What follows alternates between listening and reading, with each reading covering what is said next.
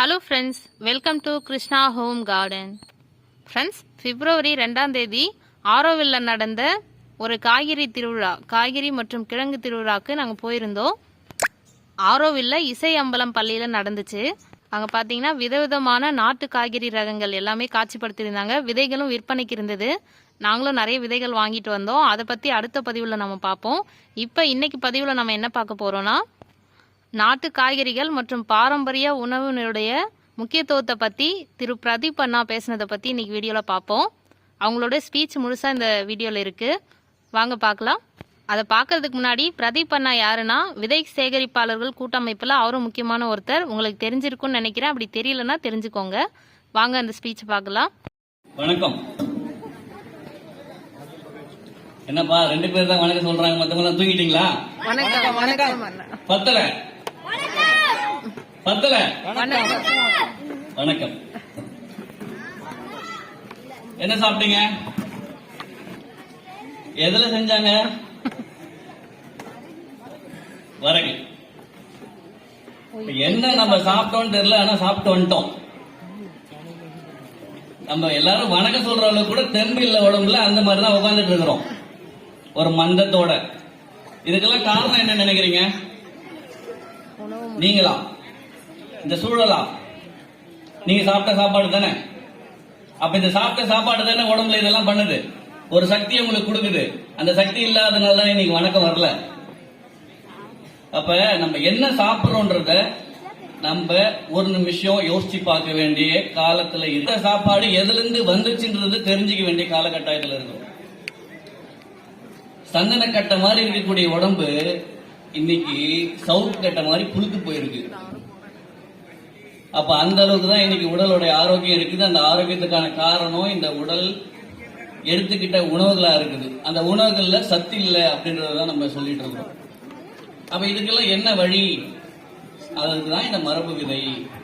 அப்ப இந்த வெறும் விதையா பார்க்காம, இதுதான் இந்த பூமியோட ஒரு ஆதாயமா பார்க்கணும். நம்ம சூரியன்ல இருந்து நிலம் உருவாச்சுன்னு நம்ம பாக்குறோம். நிலத்துல இருந்து நீர்ல இருந்து காத்து அப்படின்னு எல்லாமே உருவாயிருக்கு.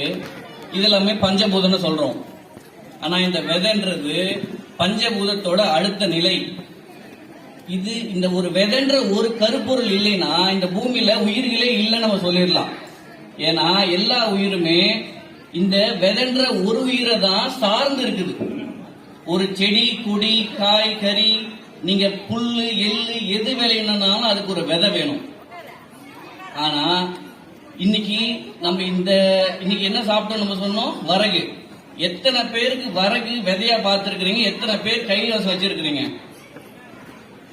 அப்படின்னு கேட்டா இங்க சொல்றதுக்கே ஆள் இல்லை. ஏன்னா யாருமே நமக்கான உணவை நம்ம உற்பத்தி பண்ணணும்ன்றது நினைக்கிறது இல்ல, அதனுடைய தன்மை அறியணும்ன்றது நினைக்கிறது இல்லை. அப்ப ஒவ்வொரு விதைக்கு பின்னாடியும் ஒரு பெரிய கதை இருக்குது. அது எந்த அளவுக்கு சத்தானது, எந்த இடத்துல விளைஞ்சது, எந்த மக்களுக்கானது, எந்த கலாச்சாரத்தோட அது பின்னி பிணைஞ்சிருக்கு அப்படின்றத நம்ம சொல்லலாம். அப்ப ஒரு நார்த் இந்தியனோட உணவை எடுத்துட்டு வந்து நம்ம இங்க வச்சுட்டோம்னாக்கா, நம்ம நார்த் இந்தியன் சொசைட்டி மாதிரி தமிழ்நாட்டில் இருக்கிறவங்களுக்கு அது பொருத்திடுமான்னு கேட்டோம்னா கிடையாது. இன்னைக்கும் ஒரு 40 வயசு தாண்டி இருக்கிறவங்களுக்கு ஒரு நல்ல உணவு அப்படின்னு நம்ம அவங்க கேட்கறது நம்ம கொடுக்கணும்னு நினைச்சோம்னா, கூழுக்கு ஏங்குது இந்த மனசு. ஒரு கேழ்வரகு கூழுக்கு இந்த மனசு ஏங்குது, இந்த உடம்பு ஏங்குது. கொடுத்தா குடிக்கிறோம் இல்ல, ஆனா வீட்டுல செஞ்சு சாப்பிடணும்னா அதை தவிர்த்துடுறோம். அப்ப ஒவ்வொரு இடத்துலயுமே இந்த விதைன்றது ரொம்ப முக்கியமான ஒரு பங்கு வகிக்குது. இந்த விதையை சார்ந்துதான் இனங்கள், மரங்கள், அதை சார்ந்து இருக்கக்கூடிய மனுஷங்க, அது இருக்கிற நிலம், இது எல்லாமே உருவாகிறதுக்கான காரணம் இந்த விதையா இருக்குது. இந்த விதையோட கருநிலை தான் அதுல இருக்கிற உயிர். அப்ப இது உருவம் பெறும்போது தான் இது விதையா மாறுது. விதை தான் செடியா மாறுது. செடி தான் உங்களுக்கு காய், கனி எல்லாத்தையுமே கொடுக்குது. நீங்க சாப்பிடக்கூடிய ஆடு, மாடு, கோழிக்கெல்லாம் தீனியாவும் அதான் மாறுது. அப்ப இந்த விதைய நம்ம கைவசம் வச்சிருக்கிறோமா அப்படின்னு கேட்டோம்னா யாருக்கிட்டையுமே இல்லை. நம்ம எங்க வாங்குறோம் விதை எங்க கிடைக்கும்? விதை செடியிலிருந்து கிடைக்கும்ன்றத யாருமே நம்புறது இல்ல. விதை கடையில கிடைக்கும் அப்படின்றத நம்புறோம். அப்ப விவசாயிகள் தனக்கான விதைய கையகப்படுத்தாத வரைக்கும் விவசாயியா ஒருத்தர் ஜெயிக்க முடியாதுன்றதுதான் உண்மை. நீங்க என்னைக்கு விதைக்காக ஒரு நிறுவனத்தையோ இன்னொருத்தரையோ சார்ந்து இருக்கிறீங்களோ அப்ப நீங்க நினைக்கிற மாதிரி உங்க பயிரை வளர்த்தெடுத்து நீங்க வியாபாரம் பண்ண முடியாது. அப்ப ஒவ்வொரு விதைக்குமே அந்த காலநிலை, இந்த சூழ்நிலை, இங்கே சுத்தி இருக்கக்கூடிய என்விரான்மெண்டல் என்ன சொல்லுதோ அதுக்கேற்ற மாதிரி தான் அது தன்னைத்தானே தகவமைச்சிருக்குது. அந்த தகவமைச்சிருக்கிற விதைய நீங்க சும்மா மண்ணில் ஊனி விட்டா போதும், அது உங்களுக்கு விளைஞ்சி காயாவோ கனியாவோ கீரையாவோ எதுவா வேணாலும் உங்களுக்கு உணவா மாறிடும், உங்களுக்கு சார்ந்து இருக்கக்கூடிய உயிர்களுக்கு உணவா மாறிடும். ஆனா இந்த விதை நம்ம கிட்ட இல்லாம போனதுனால இன்னைக்கு நம்ம விதை கடையை தேடி நிக்கிறோம், ஆரோக்கியம் இல்லாத உணவுகளை நம்ம எடுத்துக்கிறோம். சரிப்பா, அப்ப வீரிய ரகத்துல என்னதான் பிரச்சனை அப்படின்னு கேட்கும்போது சத்து. நீங்க இங்க சாப்பிடுற எல்லாருமே பார்த்தோம்னா நியூட்ரிஷன் ஃபில் பண்றோம், வயிற்ற ஃபில் பண்ற மெட்டீரியல் மட்டும்தான் சாப்பிடுறோம். இன்னைக்கு வரகு கஞ்சி குடிச்சிங்க இல்லையா காலையில, யாரால எவ்வளவு குடிக்க முடிஞ்சது? யாரா ஒரு 2 பேர் பதில் சொல்லலாம். ஒரு டம்ளர், 5 டம்ளரா? சின்ன பசங்க காமெடி பண்ண கூடாது. அப்ப ஒரு டம்ளர் குடிச்சிருக்கீங்க. மத்தவங்க யாருன்னா ஒரு டம்ளர் தாண்டி, அப்ப ஒரு டம்ளர் என்ன போது எவ்வளவு அதுக்கு வரகரிசி இருந்திருக்கும்? இவ்வளவு இருக்குமா? இவ்வளவு இருக்குமா? சரி, இட்லி சாப்பிடுறவங்க எத்தனை சாப்பிடுறீங்க? 6 இட்லியில இருந்து உழைக்கிறவங்க 10 இட்லி வரைக்கும் போகுது. அப்ப என்ன பண்றோம்? இந்த உடம்புன்ற ஒரு மெஷினுக்கு கடினமான உழைப்பு கொடுக்கிறோம். நீ ஜீரணம் பண்றதுக்கு அதிகமான சக்தி செலவு பண்ற அளவுக்கான உணவை உள்ள தள்ளுறோம். ஏன்னா நிறைய குவான்டிட்டி போயிடுச்சு. ஒரு 6 இட்லி இருந்து 10 இட்லின்றது எவ்வளவு ஆகுது? இவ்வளவு ஆயிடுச்சா? 300 இருந்து 400 கிராம் ஆயிருந்தா? ஆனா நீங்க குடிச்சு இன்னைக்கு கஞ்சி இன்னைக்கு தெளிவா தானே இருக்கிறீங்க, உங்களுக்கு சக்தி கொடுத்துருக்குல்ல. அப்ப இந்த எனர்ஜின்றது எவ்வளவு கம்மியான உணவுல இருந்து கிடைக்குதோ அதை தான் அந்த நியூட்ரிஷன் பேக் ஃபுட்னு நம்ம சொல்றோம். இன்னைக்கு நீங்க சாப்பிடுறது எல்லாமே ஒன்லி ஃபில்லிங் மெட்டீரியல். இந்த வயிறை சும்மா வச்சுக்காம ஏதோ ஒண்ணு போட்டு நிரப்பி வைக்கிறீங்க. ஆமா தானே? உண்மை தானே? இந்த வயிறு நான் குப்பை தொட்டியா? நீங்க ஏதாச்சும் ஒண்ணு போட்டு நிரப்புறதுக்கு கிடையாது. நீங்க நாக்கு சுவைக்காக சாப்பிடுங்க, தப்பு இல்லை. ஆனா இந்த உடம்புக்கு தேவையானதை சாப்பிடுங்க, உடம்புக்கு தேவையில்லாததை அந்நிய பொருள்கள் தவிருங்க. இந்த 6 சுவைன்னு ஒண்ணு நம்ம சொல்றோம், இதுல தாண்டி 7வது சுவை 8வது சுவை எல்லாம் இருக்குல்ல, பொரிச்சது உரிச்சது இது அதுன்னு சொல்லிட்டு அது எல்லாத்தையும் கொஞ்சம் தவிர்த்துருங்க. அப்ப இதெல்லாம் தான் உங்களுக்கு உடம்புக்கு ஆரோக்கியம் கொடுக்கக்கூடியதா இருக்கு. அப்ப ஒரு கொய்யா பாத்துங்க, நாட்டு கொய்யா எவ்வளவு சைஸ் இருக்கும்? இந்த சைஸ் இருக்கும். இன்னைக்கு நீங்க மார்க்கெட்ல வாங்குறது எவ்வளவு பெருசு இருக்கு? ஒரு 1/2 கிலோ சைஸ்ல இருக்கு. எல்லா ஹைவேலையும் ஒரு பெரிய கூடையில அப்படியே பல பல பல பலன்னு அடுக்கி வச்சிருக்கிறாங்க கொய்யா பழத்தை. ஒரு சின்ன குழந்தைக்கு நீங்க கொய்யா கொடுக்கணும், இந்த விளையாடிட்டு இருக்கிறாங்க இந்த 2வது படிக்கிற பையனுக்கு. அப்ப அவங்ககிட்ட ஒரு கொய்யா பழத்தை கொடுத்தா சாப்பிட்டுருவானா? ஃபுல்லா சின்ன நம்ம நாட்டு கொய்யா கொடுத்தா சாப்பிட்டுருவான். இதே ஒரு பெரிய கொய்யா கொடுத்தோம்னா நம்ம இன்னைக்கு மார்க்கெட்ல கிடைக்கிறது பாத்தீங்கன்னா சாப்பிட முடியாது. நீங்க சின்ன கொய்யால என்ன சத்து கொடுத்தீங்களோ, நியூட்ரிஷன் பேக் இருந்துச்சோ, அந்த அளவுக்கு கூட இன்னைக்கு நீங்க சாப்பிட்ட இவ்வளவு பெரிய கொய்யாக்கால இல்ல.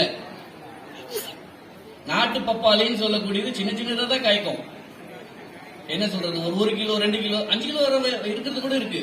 ஆனா இன்னைக்கு நீங்க வெளியே போயிட்டு வீரி ரகங்களை கடையில வாங்கி கொண்டு வந்து சாப்பிடுற பழங்கள்ல எவ்வளவு சத்து இருக்கு? ஒண்ணு சுவையே இல்லை. அடிப்படையா இந்த நாட்டு காய்கறிகளை சாப்பிட்டவங்க மற்ற காய்கறிகளை சாப்பிட்டா சுவையே இல்லைன்னு சொல்லிடுவாங்க. ஆனா நீங்க யாருமே நாட்டு காய்கறி தான் சாப்பிடவே இல்லையே. கம்பேர் பண்றதுக்கு ஒண்ணு இருந்தா தானே இது உயர்ந்தது இது தாழ்ந்ததுன்னு நம்ம சொல்லவே முடியும். நான் கம்பேர் பண்றதுக்கு அந்த உயர்ந்ததை நான் சோச்சே பார்க்கல அப்படின்னும் போது எப்படி தெரியும்? அப்ப சுவை அடிப்படையிலேயே நம்ம எல்லாத்தையுமே புரிஞ்சுக்க முடியும். ஒரு பொருள் சுவையா இருக்குதுனாவே, உங்க நாக்குக்கு அது சுவையா தென்படுதுனாவே அந்த சத்து உங்க உடம்புக்கு தேவைன்றதுதான் உண்மை. சுகர் பேஷண்ட்டுக்கு சுகர் தேவைப்படுறதும் அதுக்கேற்ற மாதிரி தான், அது உங்களுக்கு தேவைப்படுதுன்றதுதான் உண்மை. வெளியே அதிகமா ஏறிடுச்சு, 10ல சுகர் கேட்குது. அப்ப இந்த உடலின் மொழின்றத கொஞ்சம் நம்ம புரிஞ்சுக்கணும். அதை தாண்டி இது எல்லாமே இந்த மரபு சார்ந்து இருக்கக்கூடிய பொருட்கள் இருந்து எடுக்கும்போது இது சத்து நியூட்ரிஷன் பேக்கா இருக்கக்கூடிய ஒரு ஃபுட்டா இருக்கு.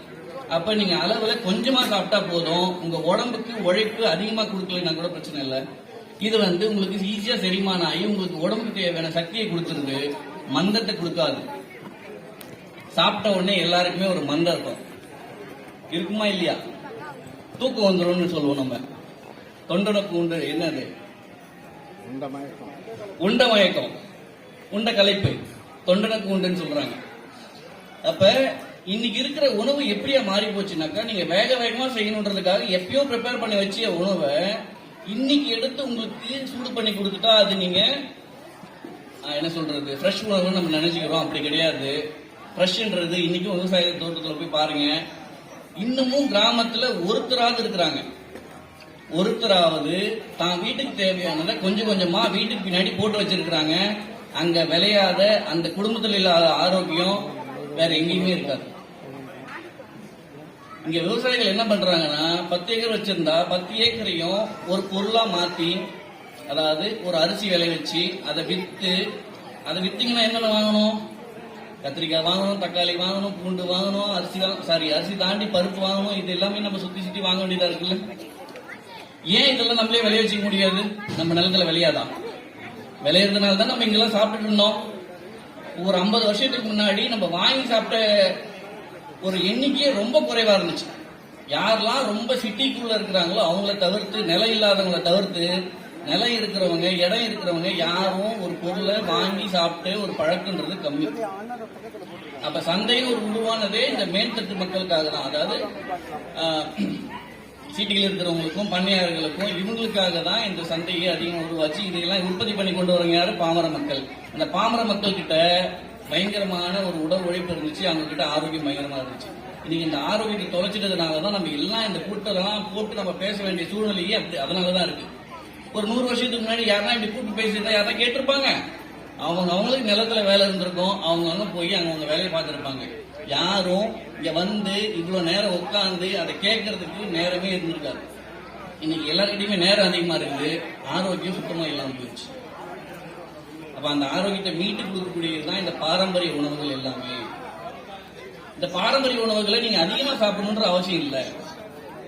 நீங்க எல்லாருமே என்ன நினைச்சுக்கிறீங்க, இது கொஞ்சம் காஸ்ட்லியா இருக்குது, நீங்க தான் அதிகமா சாப்பிட போறது இல்லையா?